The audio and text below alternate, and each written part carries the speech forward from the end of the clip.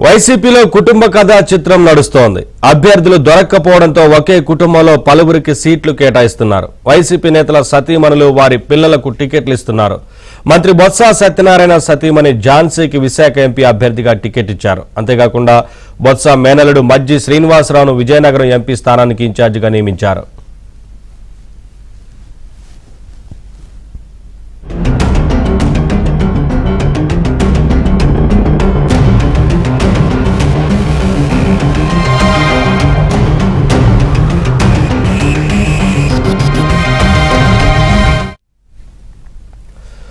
మరోవైపు మంత్రి పెద్దిరెడ్డి కుటుంబానికి వైసీపీ అధిష్టానం ఫ్యామిలీ ప్యాక్ బొనాంజా అందించింది. పెద్దిరెడ్డితో పాటు ఆయన కుమారుడు మిథున్ రెడ్డి, తమ్ముడు ద్వారకానాథ్ రెడ్డిలకు టికెట్లు కేటాయించారు.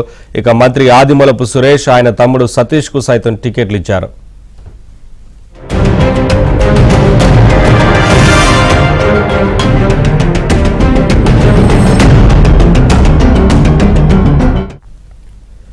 పెడన అసెంబ్లీ టికెట్ను వైసీపీ రాముకు కేటాయించింది. రాముకు టికెట్ ఇవ్వొద్దని మంత్రి జోగి రమేష్ చేసిన ప్రయత్నం విఫలమైంది. రాజంపేటలో మేడా మల్లికార్జున రెడ్డికి హ్యాండ్ ఇచ్చిన జగన్ రెడ్డి ఆయన స్థానంలో ఆకేపాటి అమర్నాథ్ రెడ్డిని ఇన్ఛార్జిగా నియమించింది. మిథున్ రెడ్డి ఒత్తిడి చేయడంతో మేడా మల్లికార్జున రెడ్డిని పక్కన పెట్టారు.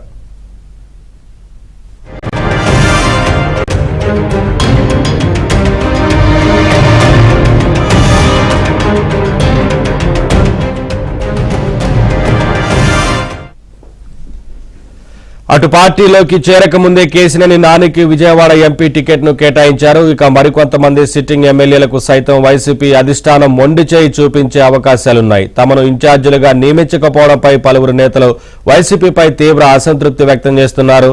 బాహటంగానే సీఎం జగన్ రెడ్డిపై విమర్శలు చేస్తున్నారు. పార్టీని నమ్ముకుని పనిచేస్తున్న తమను నట్టేట ముంచేశారని వాపోతున్నారు.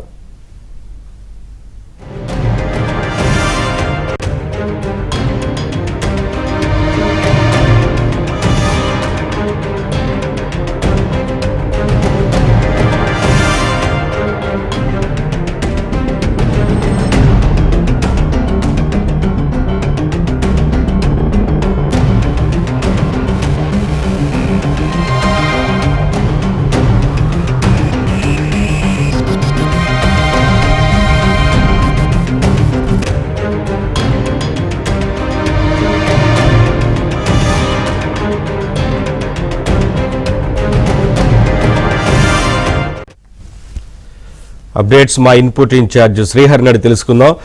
శ్రీహరి, పెద్ద ఎత్తున ఒక్కొక్క కుటుంబంలోనే 2-3 టికెట్లను కేటాయించినట్లుగా తెలుస్తా ఉంది కదా. ఒకవైపు పెద్దిరెడ్డి కుటుంబంలో 3కి టికెట్లు ఇవ్వడం కావచ్చు, మరొక వైపు బొత్స వారికి సంబంధించి కూడా బంధువుతో సహా 5గురికి టికెట్లను ఇచ్చారు కదా. ఏంటి పెద్ద ఎత్తున వ్యతిరేకత వ్యక్తమవుతా ఉంది? ఎట్లా ఉంది ఇన్ఛార్జీలకు సంబంధించే వివరాలేంటి?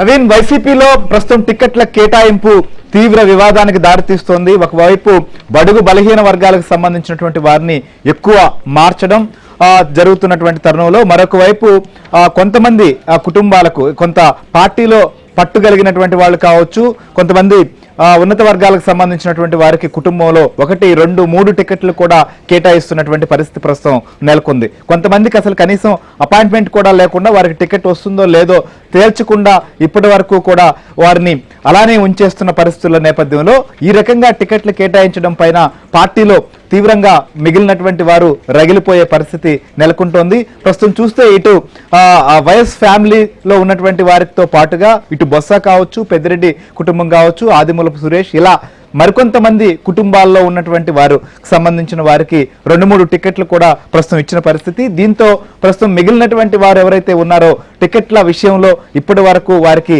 ఎలాంటి స్పష్టత ఇవ్వకపోవడంతో ఎవరి దారి వారు చూసుకుంటున్నారు. పిఠాపురంలో దొరబాబు కావచ్చు, పత్తిపాడులో ప్రస్తుతం ఉన్నటువంటి ప్రసాద్ కావచ్చు, వీళ్ళందరూ కూడా తమ సొంత దారులు ఎత్తుక్కుంటున్నారు. కొంతమంది ప్రజల్లోకి వెళ్లేందుకు పాదయాత్ర కావచ్చు, బల నిరూపణకు సిద్ధమవుతున్నటువంటి పరిస్థితులు నెలకొంటున్నాయి. మొత్తంగా ఇప్పటి వరకు పార్టీ కేటాయించినటువంటి టికెట్లు 3 జాబితాలకు సంబంధించిన వ్యవహారాన్ని చూస్తే ఎక్కువ మార్పులు జరిగింది కూడా మనం ప్రధానంగా సామాజిక వర్గాల వారీగా కూడా చూసుకున్నప్పుడు ఎస్సీ, ఎస్టీ, బీసీ సంబంధించినటువంటి వారికి ఎక్కువగా మార్పులు చేసిన పరిస్థితి మనకు కనిపిస్తుంది. ఓవరాల్ గా దీంతో కొంతమంది ఎవరికి వారుగా తమ దారి చూసుకుంటున్నటువంటి పరిస్థితులు